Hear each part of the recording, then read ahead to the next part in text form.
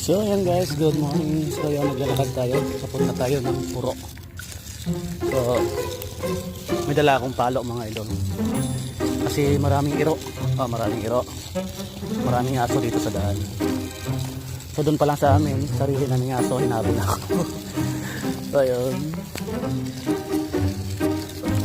Naglalakad tayo.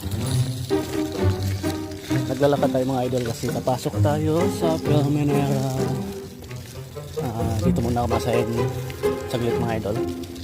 Tapos sa katapusan ay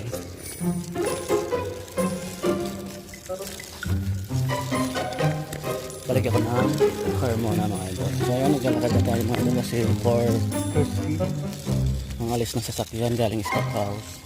At makikisabay tayo mga idol.